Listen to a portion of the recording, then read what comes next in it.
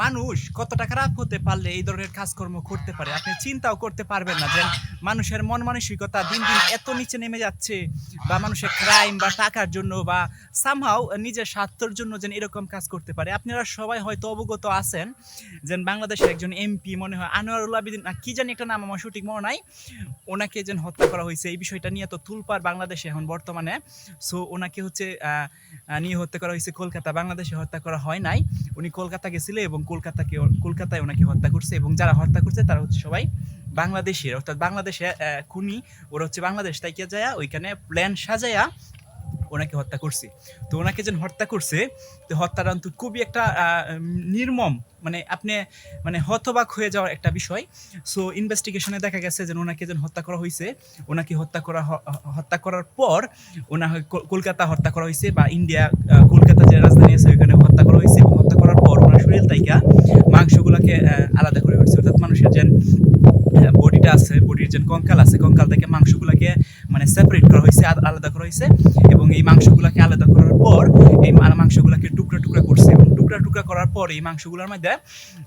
হলুদের গুঁড়া বা সামহাও এরকম কিছু দিছে যাতে রাস্তার মধ্যে যদি কেউ আটকায় বা সামহাও কেউ যদি জানতে পারে তাহলে যাতে ধারণা হয় যে এগুলো হচ্ছে বাজার থেকে গরুর মাংস, মুরগির মাংস বা গাসির মাংস বা সামহাও সামথিং লাইক দ্যাট, এরকম বলে ওরা চালিয়ে দিবে। সো এই মাংসগুলাকে ওরা কি করছে, বডি থেকে আলাদা করছে, আলাদা করার পর এই মাংসগুলাকে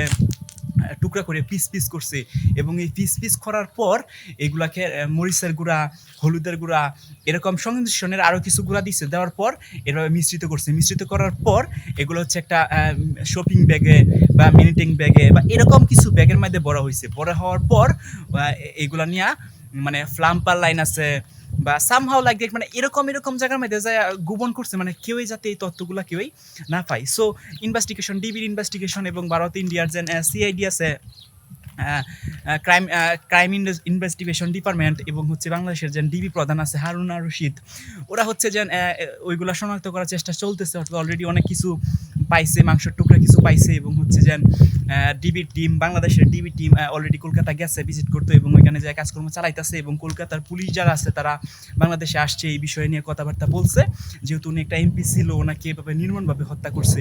বা হত্যা তো আমরা দেখছি মাস্ট বি অনেক হত্যাই হয়েছে, বাট এই ধরনের যে নির্মমভাবে হত্যা এটা তো আমরা কখনোই চিন্তাও করছি না, কখনোই জানিও না। সো মাস্ট বি এই যে হত্যাকাণ্ড যেগুলো হয়েছে তো এইগুলো কিন্তু আনবিলিভেবল বা বিশ্বাস করার মতন না। যেন আপনি যদি চিন্তা করেন যে একটা মানুষকে কীভাবে হচ্ছে যে খুন করা হয়, খুন করার পর ওনাকে শরীরের মাংসগুলো আলাদা করা হয় এবং এই মাংসগুলো আলাদা করার পর আবার হচ্ছে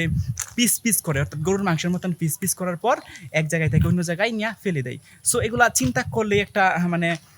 কি বলবো, এটা একটা মানে অমানবিক কাজের মতন পড়ে। অনামানিক কাজ, মানুষকে হত্যা করা তো অমানবিক কাজই বা একটা জঘন্যতম কাজ, তাও যেন হত্যা করার পর যেন এই ধরনের কাজ যারা করতে পারে তারা আসলেই প্রফেশনাল কিলার এবং হচ্ছে যেন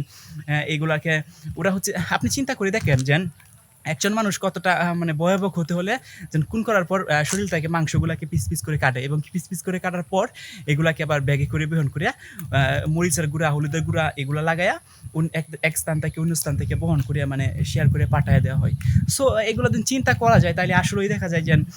মানুষকে হত্যা করতে পারে, মানে হত্যা করতে পারে ঠিক আছে, বাট হত্যা করার পরেও যেন এই ধরনের কাজ করতে পারে একজন লাশের সাথে, তো এটা আমার মাথায় কখনোই আসে না। সো এই বিষয়টা কিন্তু আসলে একটা কষ্ট এবং বেদনাদায়ক একটা মৃত্যু ওদের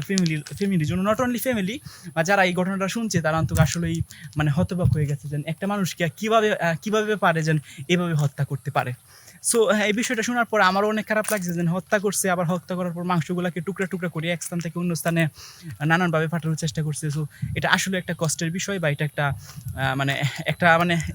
আমি জানি না আপনাদের কীরকম ফিলিংস আসে, বাট আমার কাছে খুবই একটা খারাপ ফিলিং আসতেছে।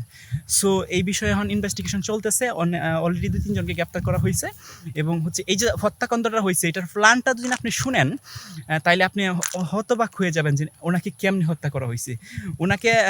পরিকল্পনা ছিল বাংলাদেশ হত্যা করার জন্য, বাংলাদেশ হত্যা না করার পর কলকাতা ওরা আগে গেছে, যাওয়ার পরে জানে যে উনি কবে যাবে এমপি মহোদয় কলকাতা, যাওয়ার পর সেখানে নানান ধরনের একটা পরিকল্পনা সাজানো হয়েছে এবং পরিকল্পনা সাজানোর পর এই হত্যাকাণ্ডটা চালানো হয়েছে। তো আপনারা যদি একটু মিডিয়াগুলো দেখেন তাহলে আপনারা বুঝতে পারবেন যে কেমনি হত্যাগুলো চালানো, মানে এইভাবে এই নির্মমভাবে ওনাকে হত্যা করা হয়েছে। তো সেই পর্যন্ত সবাই ভালো থাকবেন, সুস্থ থাকবেন, আল্লাহ হাফিজ।